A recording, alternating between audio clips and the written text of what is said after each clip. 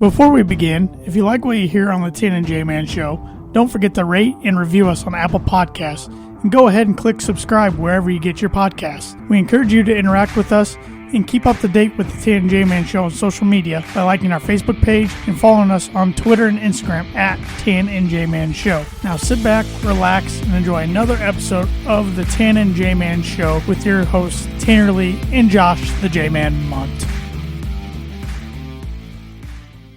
Welcome back to another edition of the Tan and J-Man Show. The J-Man's back. I know you all missed him. You missed the wave. It's good to be back. Good to have you back. Yes, sir. I don't feel like I'm just talking to myself down here in the box. You might. I might not provide much tonight. And I got to say, reaching over and hitting this button when it's in an arm's length reach instead of walking over. A lot better. How you been doing, J-Man? Not too shabby. You look as ugly as usual. Thank you. Thank you. I actually shaved my beard. It's looking a little lambish. But it's good to be back. You know, my least favorite phrase in the English language today is social distancing. Isn't that it? Doesn't it just suck? Yeah. Social distancing, yeah, it's... But we are almost 6 feet apart. Pretty darn close. Yes. We're trying to go about the rules and safety first and everything. So, but the Tan and J-Man Show is sponsored, like it is every week, by The Damn Landing. Whether you want an epic burger, hand-tossed pizza, hand-breaded tenderloin, seafood, craft beer, because you can now get a growler. Did you see that? I did see that. You can get a growler for $15. Not bad. Or I think the fill-up's $15. A growler is $5. You can even bring your own growler and get it filled up. Nice. But you can get that. So if you want those, the Damn Landing is a place to be. The Damn Landing is a bar and grill located on beautiful Lake Manitou that focuses on freshness and quality. Of course, they got the Damn Smoke every Friday and Saturday. You got ribs, you got steaks, you got barbecue, a bunch of good things. Taco Break is also open. I think it just opened this weekend or Thursday. I think it was late last week. And I took advantage of it. Got some buffalo chicken tacos. Sounds pretty good. Delicious. They got the breakfast pizzas back for brunch on Sundays starting at 11 a.m. So a bunch of good things. It's for carry out only, of course, right now. No delivery. Call them today at 574-223-8950. You know, I've been to places where the carry-out's kind of been a little slow, a little choppy. Not the Dam. They're on top of it. Smooth running. Just give them a call ahead of time and they'll take care of you. Yes, sir. Want to hear some Birdie Bogey? Oh, yeah. So it's another Michael Jordan-themed Birdie Bogey, as Okay. it probably will be for the next couple weeks once we finish up The Last Dance. But Michael Jordan scored at least 30 points in 16 games during the 1992 playoffs. What player is he tied with for the most in a single playoff year in NBA history? Oh, that's a pretty good question. 16 games with at least 30 points in 1992. The year would likely give it away if I gave you the other player. So Okay. I'm glad I get a whole hour to think about that because NBA, when it comes to NBA questions, of course I struggle just because I'm not a huge NBA fan, but so many names come to my head every single time. The Birdie Bogey is brought to you by Noble Gnome LLC, fresh, locally grown, nutrient-dense produce from Bryce and Katie Romine of Mentone, Indiana. Like them on Facebook, follow them on Instagram, and check out their website, noblegnomellc.com. Just like riding a bike. Don't miss a beat. And the CSA memberships for them are starting soon. The first day is May 14th. So that's coming right up. That'll last until October 1st, which is the last day. The CSA stands for Community Supported Agriculture. You buy into a share of the farm by purchasing a yearly membership. The program lasts, like I said, May through October. You get a box of seasonal produce that's harvested and picked fresh just for you every week. And we will tell you next week exactly what the boxes contain. But they can contain beets, cabbage, carrots, cauliflower, cucumbers, eggplant, herbs, kale, kohlrabi, lettuce, melons, microgreens, onions, peppers, radishes, spinach, summer squash, salad mix, sweet corn, Swiss chard, tomatoes, turnips, and winter squash. I'm guessing they won't have all those available, but we'll let you know which ones exactly they have next week. Get your veggies. One more week. One more week. You ready for some Honest Day? Let's hear it. All right. On this day in 1869, the Cincinnati Red Stockings played their first. I knew you were going to do that. That's why I like to share Reds facts here. They played their first official game as the sport's first professional side against the Great Western Baseball Club, winning 45-9. The Great Western Baseball Club. Yeah. What ball club? Just the Great Western? Is that what it was called? I'm just reading it off the website. The website even has baseball. It's space ball. So I don't know, man. It's a lot of Kentucky Derby. That was supposed to be last weekend, wasn't it? Yes. Or Saturday, right? Yes, it was. Man, a lot of Kentucky Derby. On this day in 1965, Willie Mays, his 512th home run, breaking Mel Ott's 511th NL record. He wasn't too bad of a ball player. No. Neither was Mel Ott. On this day in 1968, the first ABA championship was held. Can you tell me who won? What year was this? 1968. ABA. ABA. I mean, these are ABA teams. They did not come over to the NBA. Oh. Well, if they did, one of them definitely didn't. If the other one must have changed names if they did. I don't know who was in the ABA. So. The Pittsburgh Pipers beat the New Orleans Buccaneers 4-3. You know, my grandfather was a big Piper fan, so I'm sure he was pretty happy. Why do I think you're just making that up on the spot? My grandfather was from Virginia. It's kind of close to Pittsburgh. Are you being serious? He was a fan of I've never heard of the Pittsburgh Pipers before. See, you're pretty good at embellishing there. Okay. Let's see here. It's kind of funny. On this day in 1980, the Dodgers batted out of order against the Phillies in the first inning. That's an out. Yep. Somebody got fired over that. Oops. Let's see. Come on. On this day in 2002, Barry Bonds hit his 400th home run as a San Francisco Giant in a 3-0 win over the Cincinnati Reds.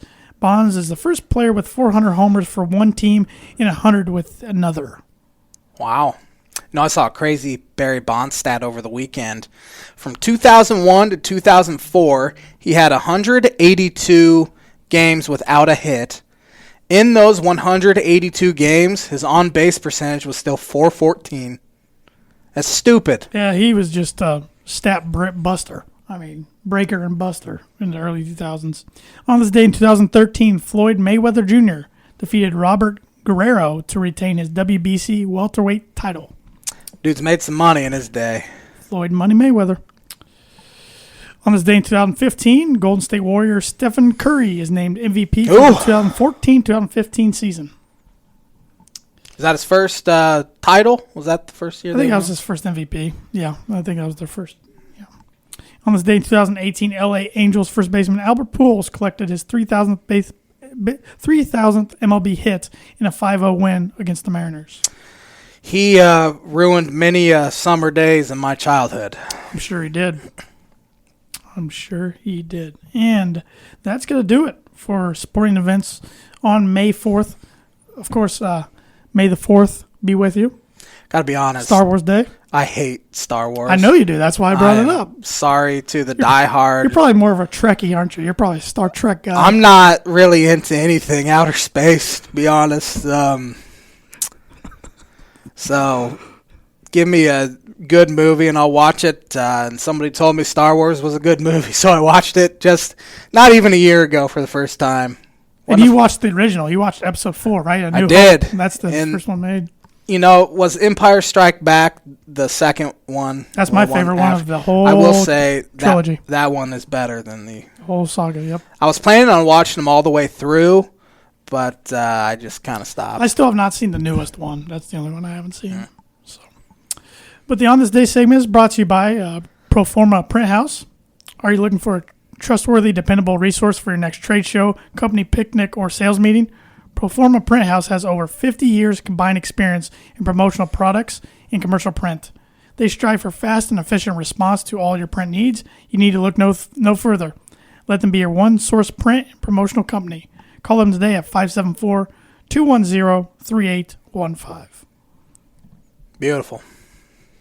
I've got a little practice doing that the last few weeks. So, all right, Jay, man, we got a few things to talk about tonight. What do you want to start off with? Well, I was going to start off with talking a little bit about Don Shula. Once again, I forgot that happened today. I apologize. That's all right. Passing away at the age of 90, winningest coach in the history of the National Football League. I'm not sure how close Belichick is to catching him. I'll look it up. I'm not sure. But he started his career with the Baltimore Colts there in Baltimore. And then moved on to Miami in the, I don't remember when he started, maybe late 60s there. Dolphins came into the NFL in 66, I want to say. Belichick has 273. George Halas was only 10 behind him with 318. So Shula had 328. Mm-hmm. Let's see, how long could that take? Say Belichick averages 10. I don't think he coaches long enough to get that. If he wins 10 games a year over the next 5 years, that still wouldn't put him there. It'd put him at, I don't know how old Billy is. Andy Reid's the only other active coach over 200. He has 207. Then it goes clear down to Mike Tomlin and Pete Carroll at 133. But it's kind of interesting. Shula won during their stretch in the 70s. Extreme ground and pound. They rarely threw the ball. Of course, Bob Greasy got hurt during their 72 undefeated season run, and Earl Morrall took over. And so they just didn't throw the ball that much. They had Larry Zonka, Jim Kick, a couple other guys that could run the ball. And then you fast forward 10 years later, and he has a quarterback by the name of Dan Marino, completely changes the system, and Marino becomes the most prodigious passer in NFL history. His record stood for decades. Now it seems like a passing record gets defeated every single week now. So it's kind of interesting, and he was a mentor and a guy a lot of coaches nowadays kind of looked up to, and he was really the first guy that really changed his system and showed coaches can do that. So he really revolutionized the game of football in that sense. And everything I've read about him and players have said, he was just a really good guy. And I'm going to miss seeing him on the sidelines. He's there at games probably once or twice a year. He's on a golf cart driving throughout the field. So it's going to be kind of sad not seeing him there this year, but hopefully he's in a better place, and we'll miss him. You ever ate at his steakhouse? I never ate at a steakhouse, but there is a Shula's in Hard Rock Stadium. It's actually a Shula's Burgers, so I got a Shula burger. It's pretty good. Maybe you'll have to go to Shula's next time you're in Indianapolis. Is there one in Indy? Mm-hmm. Really? Pretty sure. Why is there one in Indy? I've got to look that up now to fact check myself. Of course, he was the head coach of the Colts there for a little while. Maybe that had something to do with it, but it seemed like it'd be put in Baltimore. It seems like there is a Shula's in Indy. There is. It's on 241 West Washington Street. I hate to say it, but a lot of those... it's right around Lucas Oil. A lot of those type of restaurants aren't very good. My dad said he went to a Harry Carey's. I went to Harry Carey's a few times. I think it was last summer, said it was one of the worst meals of his life. Pretty expensive, yeah. And he's paid quite a bit of money. So. I went there twice, Harry Carey's. But anyway, unfortunately, Shula never won a title with Marino, which leads us to a question one of our buddies, Evan Webb, asked us today. He wanted to know, in the NFL, MLB, and NBA, who is the best player never to win a title? So in the NFL, of course, quarterback's the superstar, the most well-known. So, of course, in my opinion, it'd be Dan Marino. I'm sure there's great players who are in the Hall of Fame that have never won a title. I can't think of any besides the quarterback, Dan Marino.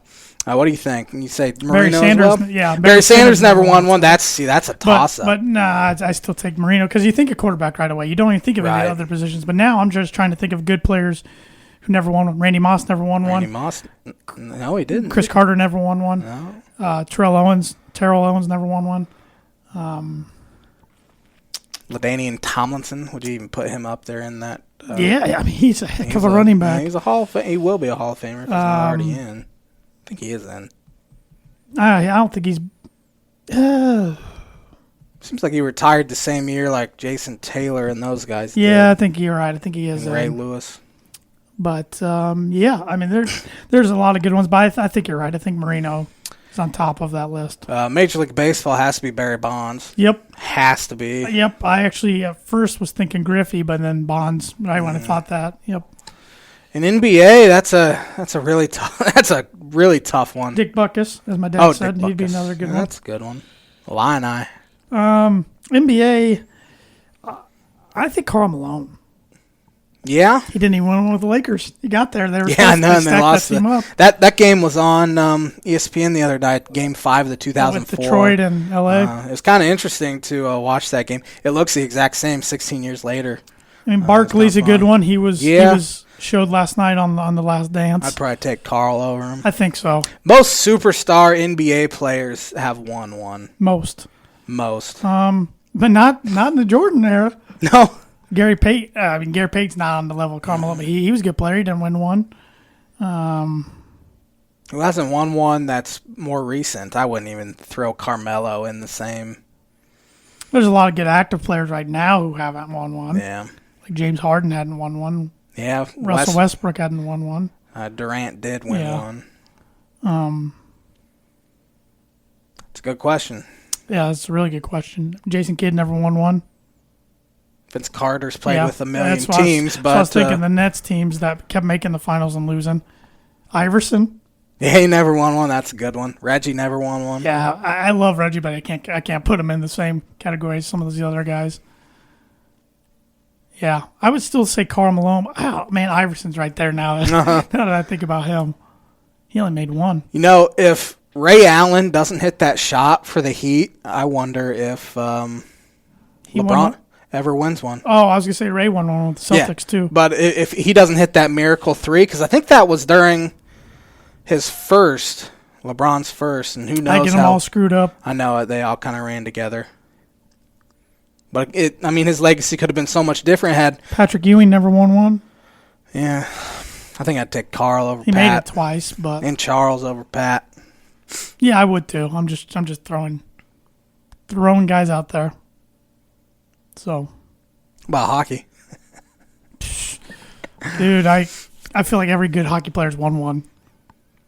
I could name you maybe two active hockey players. Go.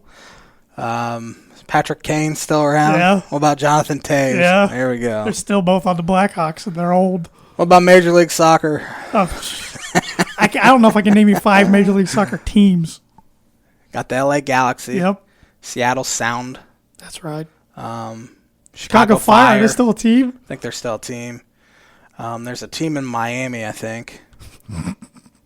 The DC Defenders, aren't they? DC Defender. That sound. Was that XFL? Might have been. I'll have you look that up. I don't even want to look up soccer. Got a comment here from Tanya Shriver. Ted Williams never won a World Series. They were XFL. Of course they were. Wow, that's sad. Yeah, there's a lot of... Ernie Banks never won one. Ernie Banks never played in the postseason. Billy Williams never played in the postseason. A-Rod only got one. A-Rod got one 09. Jeter won quite a few. Yeah. Pete Rose won at least one, too. That's a good question, though. It's got my Buffalo. Willie Mays ever win one? I'm sure he did. About Hank Aaron. My baseball knowledge back in the day is pretty bad, as you know. Let's see here. Hank Aaron. Hank Aaron did win one in 1957. I think Willie Mays won. I didn't know. 2 weeks ago on the radio, I said that Nolan Ryan had never won one. He won one with the 69 Mets. That was his only one, though. He wasn't even a huge contributor on that team. That team shouldn't even been in the playoffs. Cubs blew like a 10-game lead in September and lost to him. Willie Mays won one in 54. I knew that one. Yeah, it was a really good question. It's too hard to say, like college football and college basketball, because there's so many great players who don't win one. 4 years. 4 years at the most. So, you could honestly throw like Zion Williamson in, because they they lose to a Michigan State team that was pretty good. They were a really good Michigan State team, but that team was supposed to win the title last year and they didn't do it. So, yep.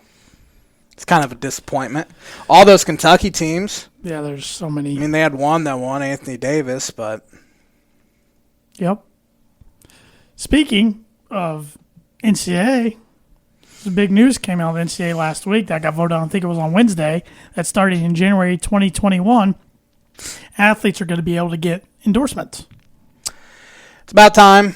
Probably should have happened a long time ago. Definitely should have happened. But if you would have brought this up a decade ago, people would have thought you're crazy. Right. It's moved that fast in the last decade. I mean, it seems like a lot of things in sports have moved extremely quick here in the past 5 years where... Social media. Yeah, 15 years ago, nothing like this would even happen. So it's a good thing.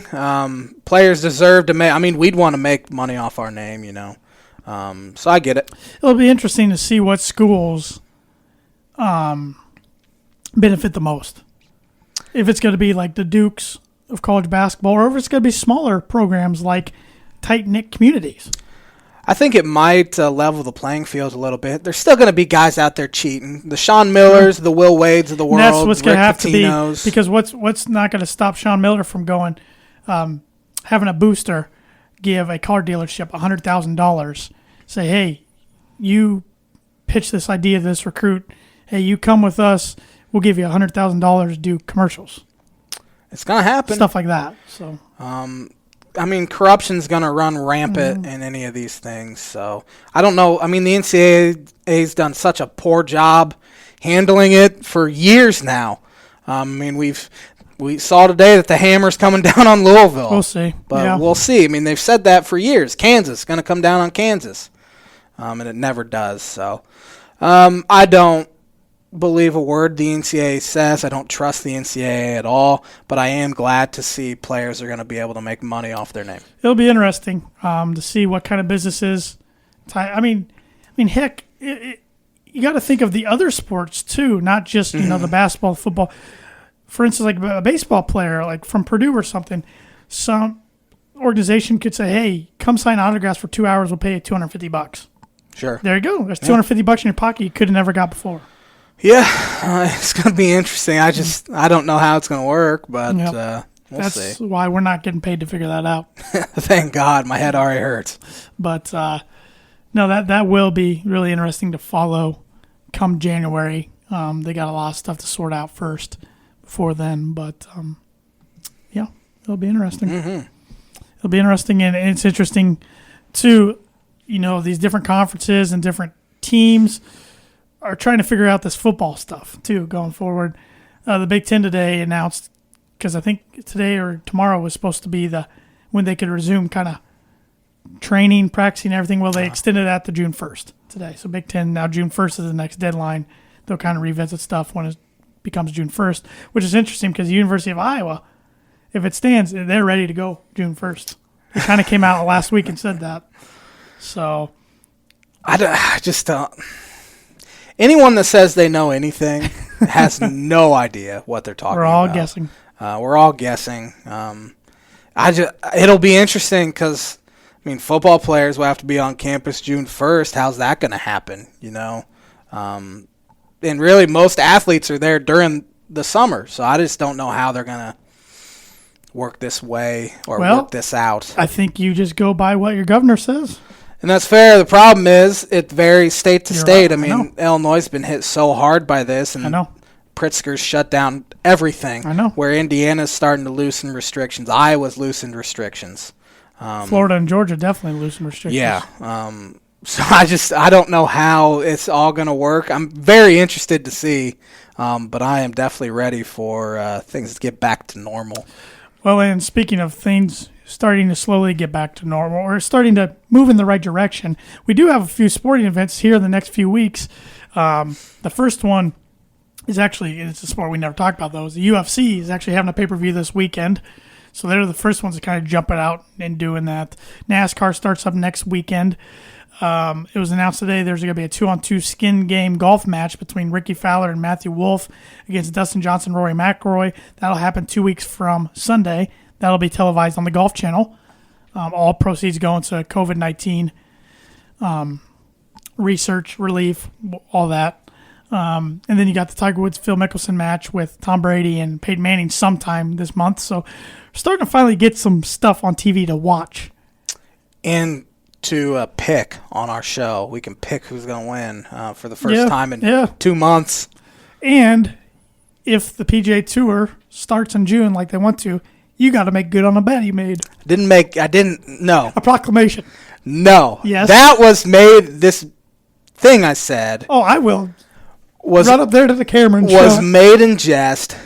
I said, if sports are back, I forget when it was, by June 1st. You said if sports are back in June. If sports are back in June, I will kiss a goat right on the rear end. Yeah. I was joking. Tanner takes it seriously. Yes, of course. Now I'm going to have to kiss a goat on the rear end. It's because you say stuff like that, and I'm going to hold you to it. I know it. Just like our one-on-one game when we can eventually get out there and play basketball. You don't want none of that. Oh, no. I doubt I could hit a shot right now, but... Oh, I could go out there, swish a few. Yeah, I've seen that for years. We also have a little bit of baseball news. It hasn't been said by any reputable source yet, but Trevor Plouffe, former Minnesota Twin, said on Twitter, "Want some good baseball news? I just heard from multiple sources that on June 10th, Spring Training 2 will start. July 1st will be opening day, and all teams will be playing at their home ballparks." I like hearing that. Until Ken Rosenthal says it, though, or Jeff Passan says it. I'll believe it when I see it. I'm telling you, though, it takes one to get it going, and you're seeing organizations already scheduling and trying to taking the leap.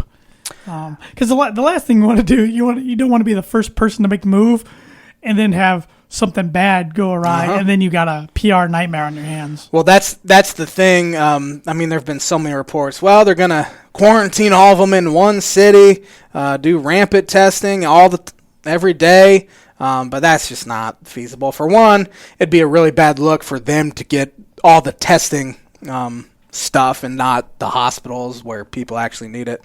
That's the thing. It'd be a really bad look just because they're rich and famous. Another thing, you're going to quarantine these guys away from their families for months. Yeah. I mean, Anthony Rizzo said it best. You're going to make Chris Bryant not see his newborn son for 3-4 months. You know, that's just, players wouldn't go for it. But at least we got a little bit of something to maybe look forward to. Yeah, and there are events that are going on that people have to do that. But, they're taking in these events, I think they got an option. I mean, so if they want to go work, they got to quarantine. I mean, it's and be away from their families is kind of tough decision, but be an easy decision for me. Well, we'll see.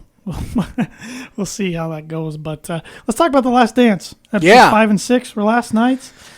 Episode 5 focused on. It kind of jumped around a lot.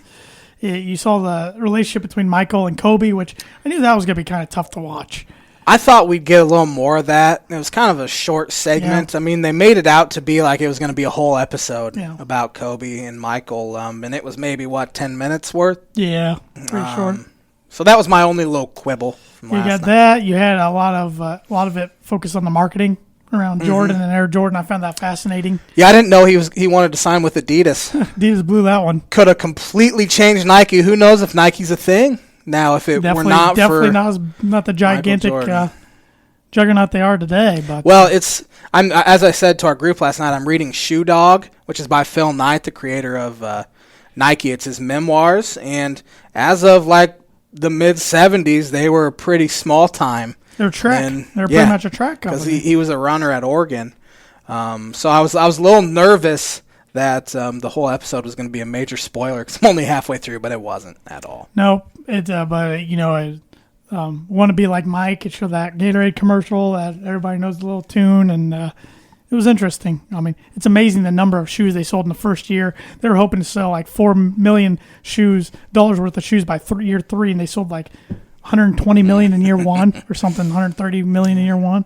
Incredible, but also showed them winning over the Blazers in the finals. The Dream Team, which was really cool. That was really cool. We got to see more of the hatred towards Isaiah Thomas. Yeah, it sounds like not many people in the NBA liked Isaiah at all. I think Bob Knight's one of the only people to like Isaiah in that whole fan base. Well, I mean, Bob Knight's not exactly the most likable guy in the world anyway. Magic hated Isaiah just as much as Michael did. Bird didn't like him. No.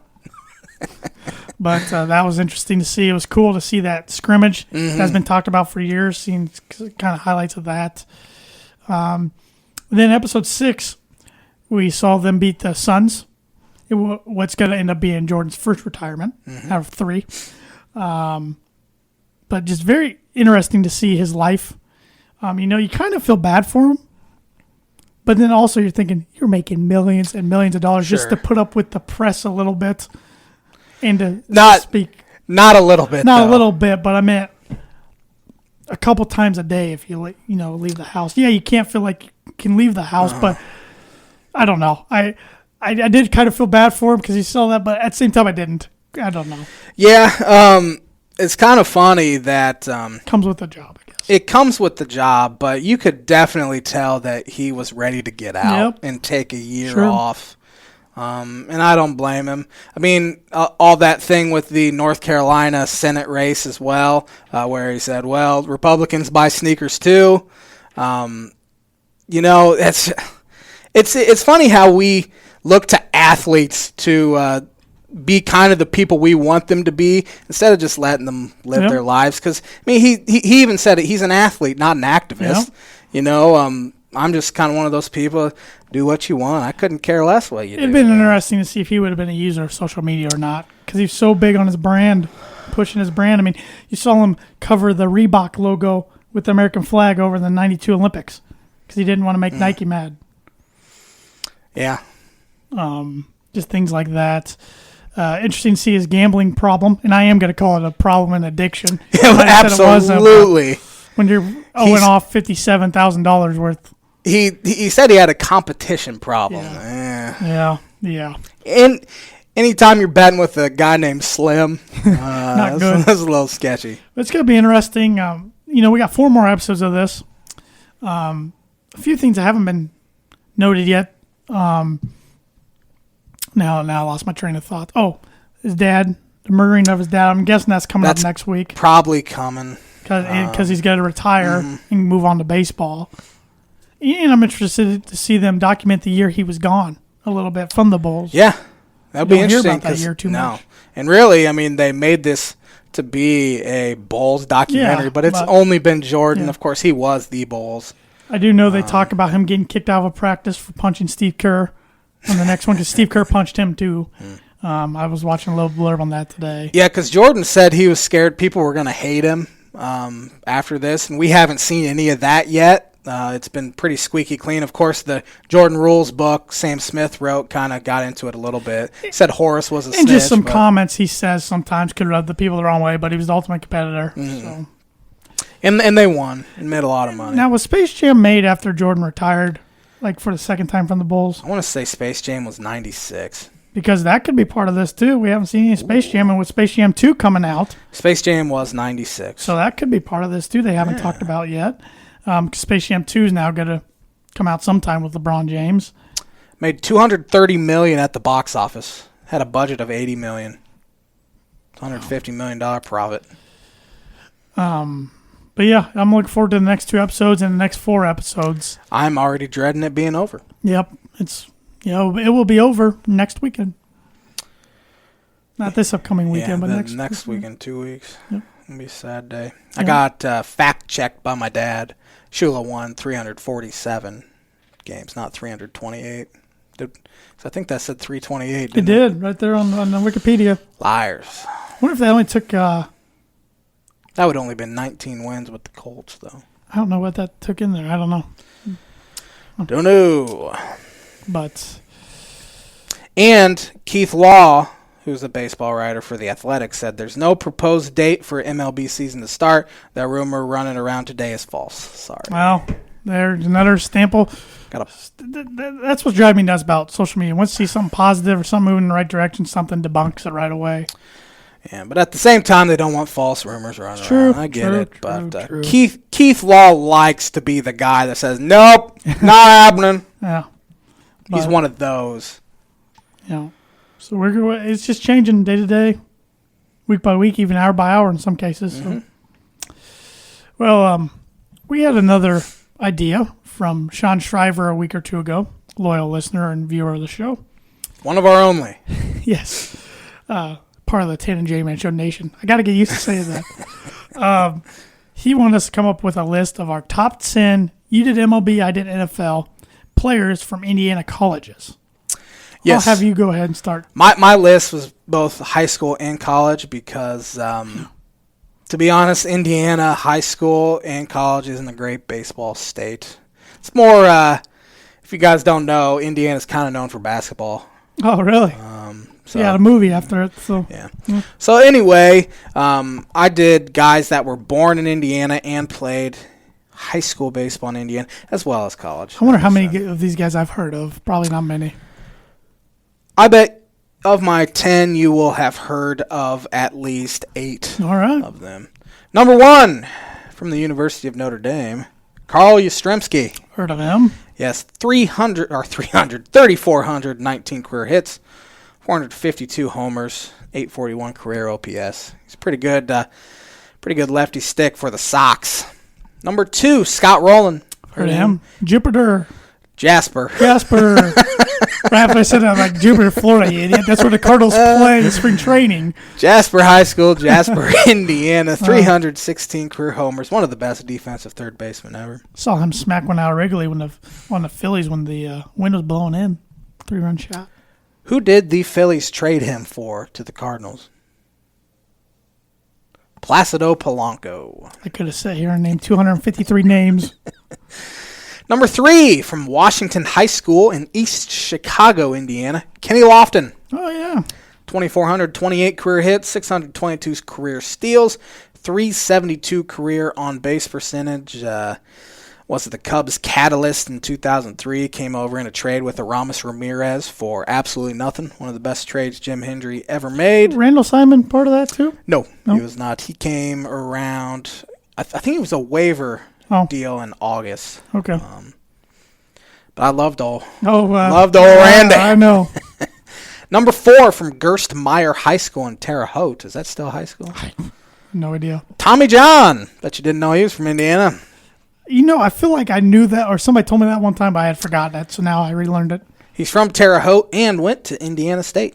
288 career wins, 3.34 career ERA. Indy has the most famous sports surgery and sports named after him, so that's kind of that helps his name out quite a bit.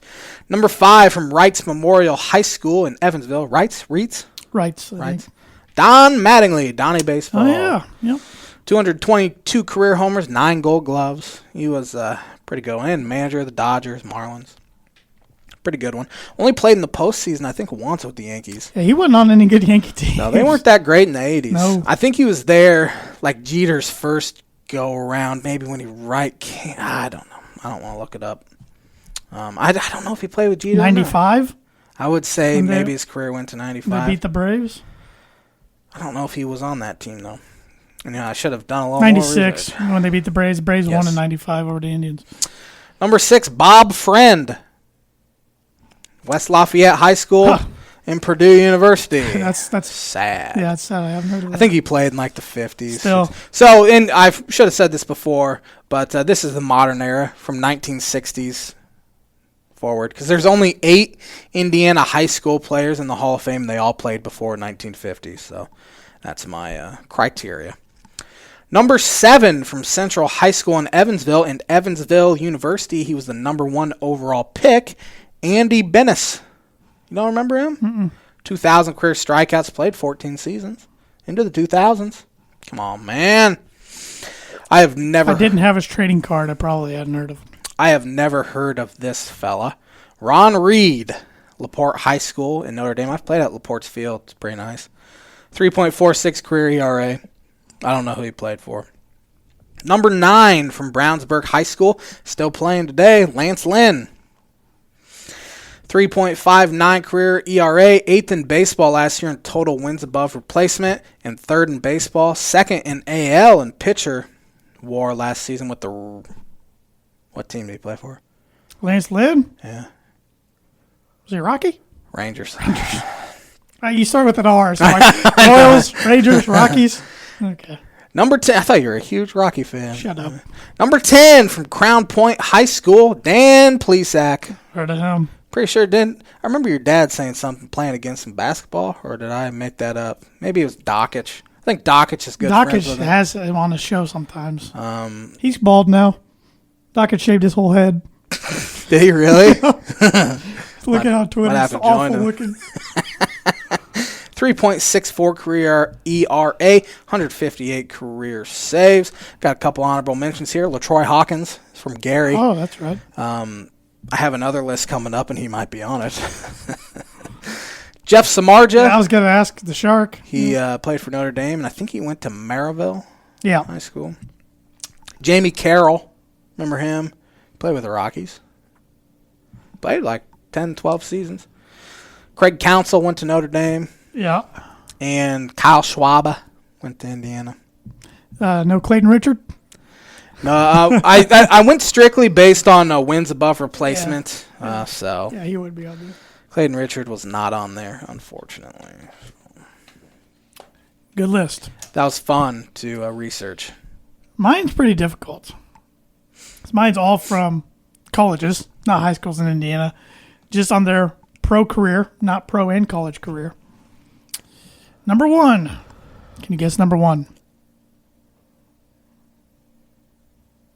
It's got to be Drew Brees, isn't it? Drew's number 2. Drew's number 2. I have Joe Montana number 1. Oh, give me Drew over Joe Montana. Well, it was close. Drew's not done yet. Any day of the week. I didn't want to be a huge homer.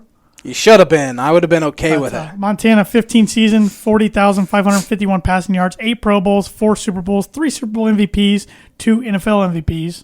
Drew Brees, number 2, at 77,416 passing yards, 547 touchdowns, 1 Super Bowl, which gives him an MVP, and 13 Pro Bowls. I was surprised by that number. I didn't know how many he had made. Wow. I wonder how many he would have made with the Dolphins. Or the Chargers. Rod Woodson's number 3 on my list. It's pretty good. Safety, cornerback. 17 seasons, 71 career interceptions.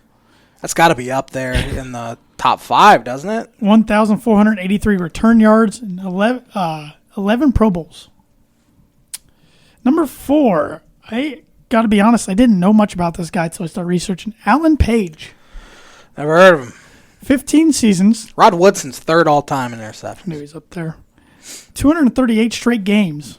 6 all-NFL selections. 9 straight Pro Bowls. 173 sacks. What years did he play?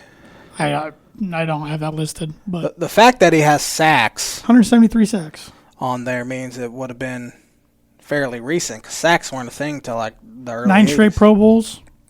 What was the name? Alan Page. Number 5, got Tim Brown. You heard of him.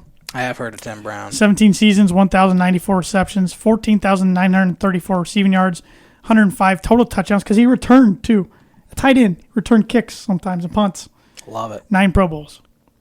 Number 6, I got the bus, Jerome Bettis. 13 seasons, 13,663 rushing yards, 94 touchdowns, 6 Pro Bowls. One of the worst players in the Hall of Fame, in my opinion. Number 7, Lynn Dawson. 19 seasons, 28,711 yards, 239 touchdowns, 6 AFL All-Star games, 1 Pro Bowl. Number 8, Bob Greasy. 12 seasons, 25,092 yards when they never passed the ball, 192 touchdowns, couple Super Bowls. Yeah. Number retired. Number 9, another Dolphin. Can you tell me this one? I just saw your list. Nick Bonacani. Yep, Notre Dame boy. 14 seasons, 32 interceptions, 6 AFL All-Star games, 2 Pro Bowls. And number 10 is the lone Indiana Hoosier in the Hall of Fame. His name is Pete, P-I-H-O-S. Pihos? P-I-H-O-S. Pihos.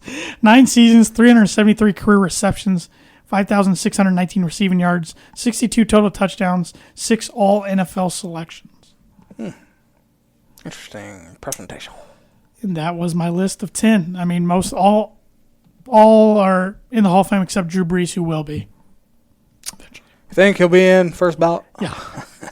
That's pretty safe. But interesting little list there. I mean, that was fun. We got to do an NBA one. You know, I went through and Ball State didn't have anybody. So, yeah. Got to do an NBA one next week.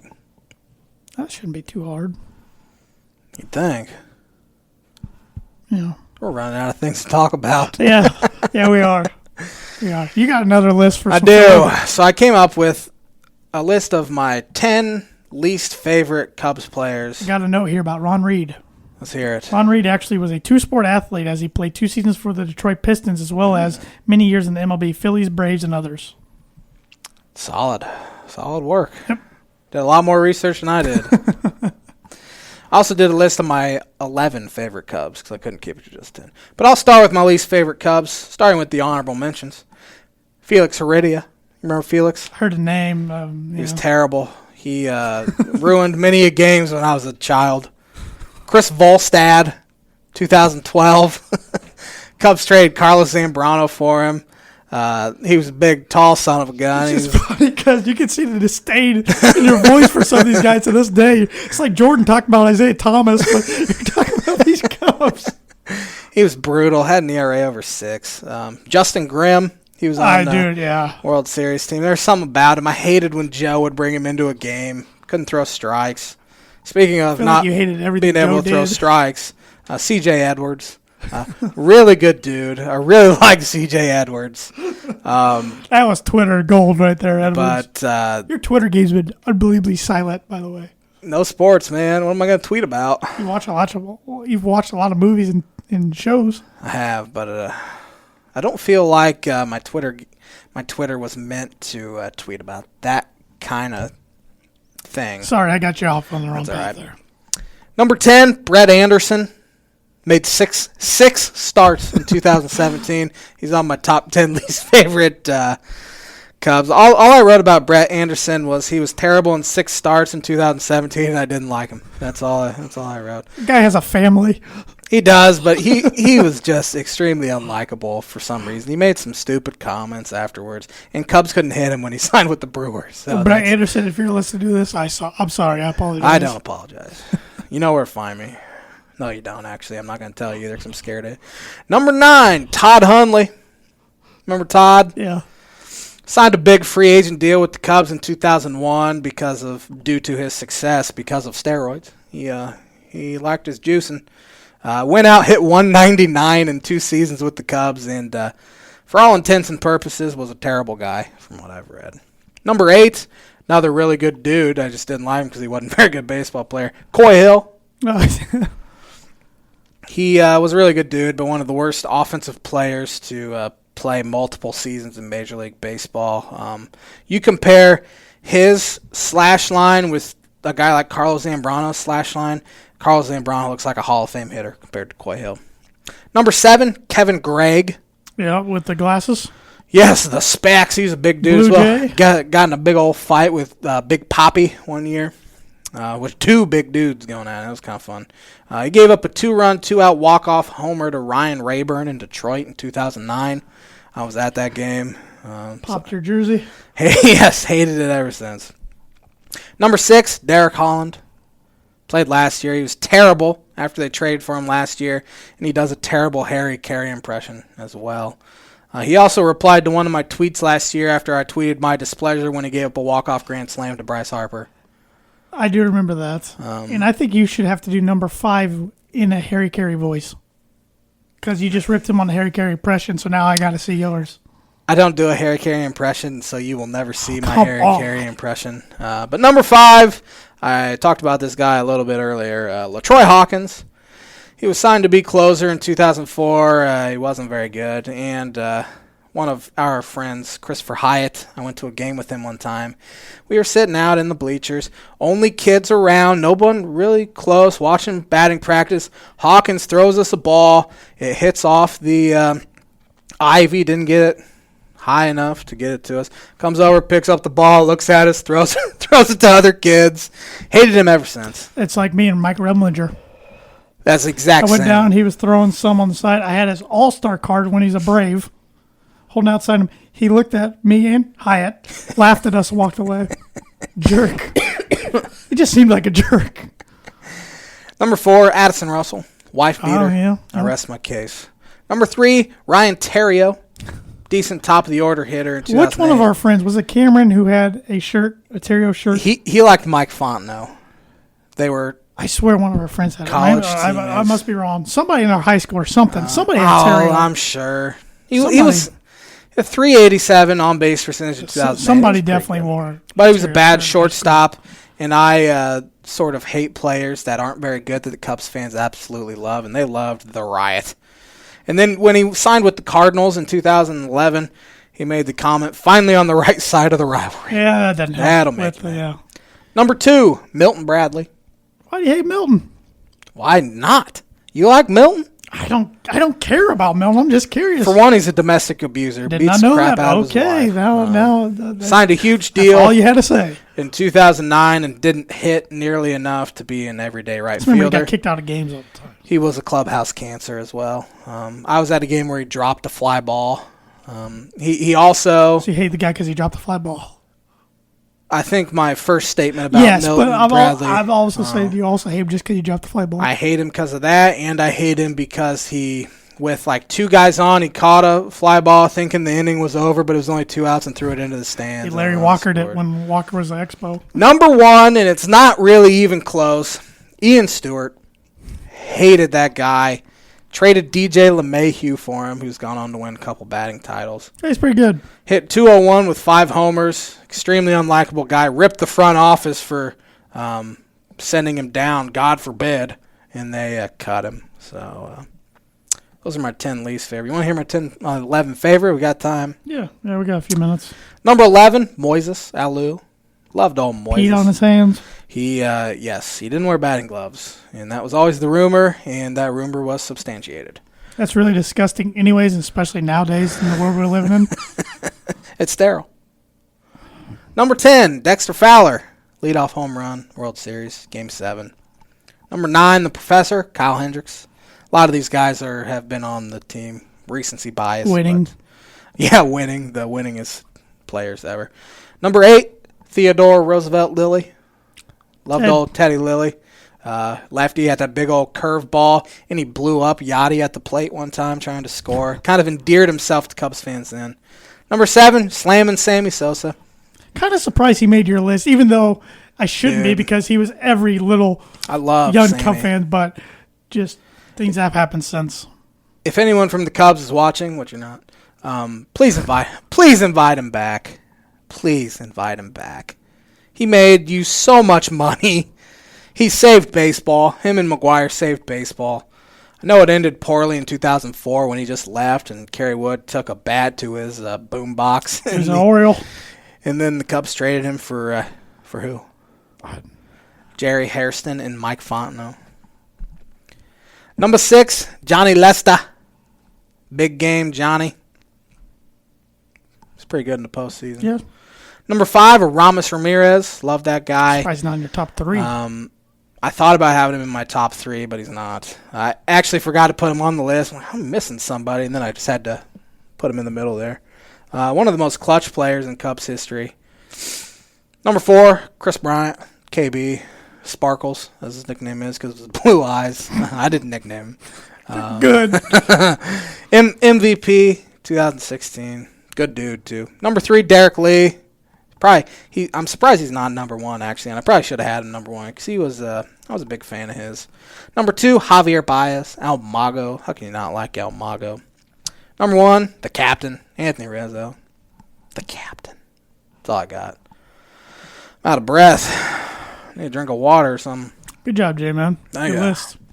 Why don't you, since you're already out of breath, why don't you read? About forgot. Because you don't have a book yet this week because nothing's going on. What should my bucket be this week?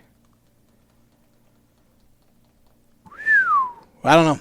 The J-Man's Bucket Prediction of the Week is brought to you by Indiana Farm Bureau Insurance Agent Travis Watching for life, home, auto, renters, business, workers' comp, and farm. Contact Travis at 219-869-4561 and also at travis.watching@infb.com. You should have done some research on the UFC fights and you could have done a bucket. Just throw out some winner. Give me... I don't know. I don't keep up with the UFC anymore, so I don't even know who's on the card. I just heard it's a loaded card. Loaded, huh? Well, I know they can't bring one of their champs over from Europe because he can't come over. We got, let's see here, MMAjunkie.usatoday.com.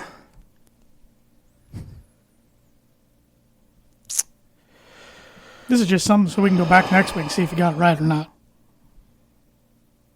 Don't have one. Give me Ferguson. Because you can't pronounce the other ones. I couldn't either. There's Cruz. There's a Cruz, but give me Ferguson. All right. Bucket. All right. We'll see if you're right or not. We'll see if you get Gene Wilder next week. I haven't been Gene Wilder in a while, which is shocking because I get a lot of buckets wrong. I've been too lazy to put the soundbite in, but the Twitter universe has seen it. The Twitter sphere. Give me Birdie Bogey again. Because I need to think about it. I also got another one that maybe. First, Michael Jordan made 9 game-winning buzzer beaters in his career, including the postseason, which is the most in NBA history. What 2 players are tied for second? 9 buzzer beaters? With 8 buzzer beaters. I don't know if those are true buzzer beaters, but those are... In postseason and regular season? Just postseason. Oh, my God. Oh, no, in his career, including the postseason. Oh, okay. Sorry. There's 2 guys with 8 apiece. Kobe is one of them. I don't know. Larry Bird. I don't know. Joe Johnson. Joe Johnson's a good player, but, man, I wasn't thinking. Don't you remember ISO Joe? They used to... Yeah. Late. I knew Kobe because when he passed away a couple months ago, they did a whole montage of his late clutch shots. Michael Jordan scored at least 30 points in 16 games during the 92 playoffs, tied with who for the most in a single playoff year in NBA history? Man. Happened in our lifetime. Yeah.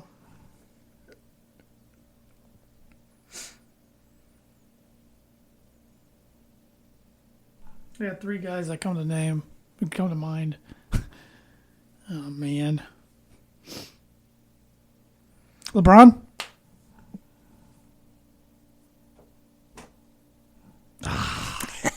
Jerk. Who were the other 2? Iverson?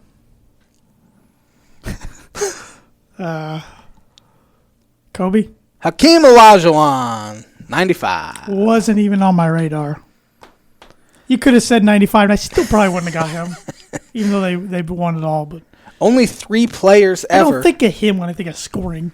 Only 3 players ever have had a 50-double, 30-homer season at the age of 23 or younger. 50-double? 50 doubles and 30 home runs in a single season at age 23 or younger. Can you name those 3? Name 2 of them. 50 doubles, 30 homers. Age 23 or younger. Miguel Cabrera? That's a good guess, but no. We've mentioned 2 of these guys tonight. Of course we have. I don't even remember who we talked about. Just Alex Rodriguez. Yeah. Albert Pujols. This happened last year. Rafael Devers.